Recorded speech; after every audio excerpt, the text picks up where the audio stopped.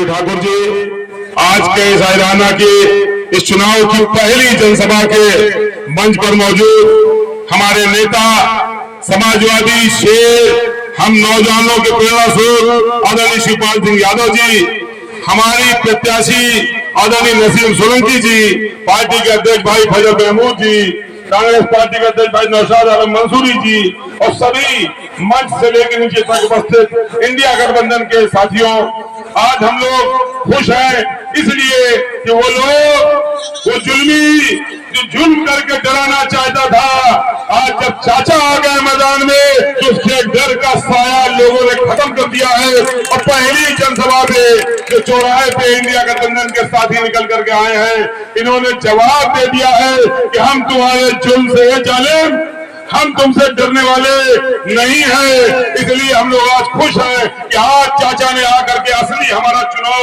सड़क पे लाके शुरू करने का काम किया है। आज जिन जिन कार्यकर्ता घर चाचा आप गए हैं, वो सारे कार्यकर्ता आज वो हथियार बन गए हैं, वो डरने वाले अब नहीं है, वो हर जालिम के आगे माकूल जवाब देने के लिए तैयार है। क्यों हो रहा है ये चुनाव? क्या जरूरत थी इस चुनाव की?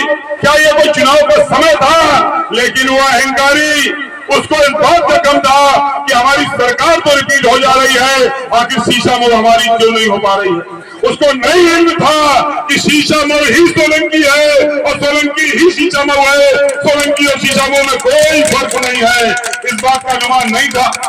अहंकार में डूबी सत्ता ने इस सीट को खाली कराने के लिए क्या क्या नहीं किया हम आप सब जानते हैं।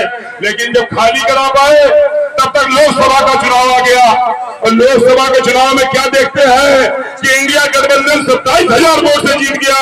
अब तो उनके होश भागता हो गए। उन्होंने फिर ऐसा प्रत्याशी ढूंढा, पहले सोचते थे जीतने की, पर जब जान लिया कि नहीं जीत सकते तो ऐसा प्रत्याशी ढूंढ करके लाए हैं जिसको हारने की आदत है। एक तरफ इरफान सोलंकी को जीतने की आदत है, एक तरफ उसको हारने की आदत है। बताओ पहले शीशा में उसे हार के गया था कि नहीं गया था? और फिर फुटबॉल की तरह मारा गया तो कहां पहुंचा? आर्यनगर।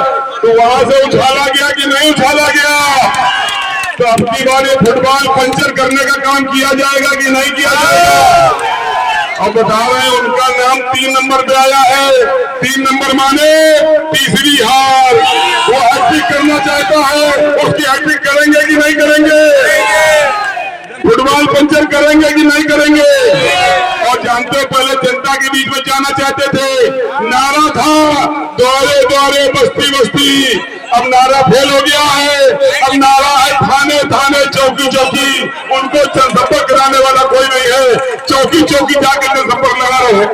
उनके बूथ एजेंट है दरोगा जी, उनके बूथ के प्रभारी दरोगा जी, उनके सेक्टर के प्रभारी केसको के जय साहब, उनके जोन के प्रभारी केडीए के जय साहब। तो क्या ये केडीए केसको जय हम लोगों को चुनाव हार सकते हैं क्या?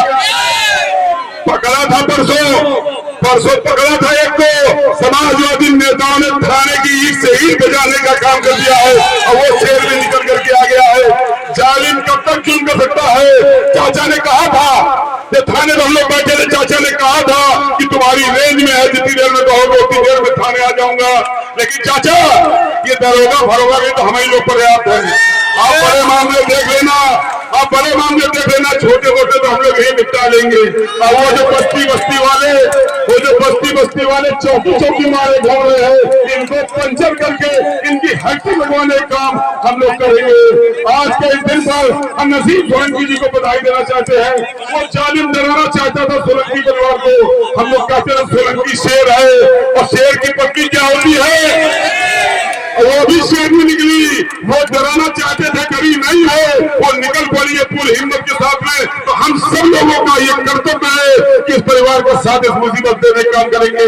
आखिर हम सब लोग मुसीबत के अच्छे दोस्त हमेशा रहे हैं, इसलिए हमने उस मुसीबत में सोलंकी परिवार के साथ में हर समाजवादी कार्यकर्ता, हर इंडिया गठबंधन के साथी कंधे से कंधा मिलाकर खड़ा है। निकलो डर के बाहर, निकलो चालू कर के बाहर और सड़क पर ऐसे सैलाब लाएंगे कि अभी तो विधानसभा में, अभी लोकसभा के चुनाव में 27,000 से विधानसभा चुनाई थी, 50,000 से शीशा विधानसभा से नसीम सोलंकी को जिता करके विधानसभा भेजने का काम करेंगे। इसी आशा और विश्वास साथ में कि हम लोगों ने रिश्ता रखा है जो 27 साल का आपका रिश्ता है इस सोलंकी परिवार से, उस रिश्ते को हम आप सब कायम रखने में कामयाब होंगे। आज इस पहली सभा को सफल बनाने के निकलने वाले सभी साथियों को बहुत बहुत धन्यवाद। जय हिंद, जय समाजवाद। अखिलेश यादव जिंदाबाद, शिवपाल सिंह यादव जिंदाबाद, राहुल गांधी जिंदाबाद। बहुत बहुत धन्यवाद।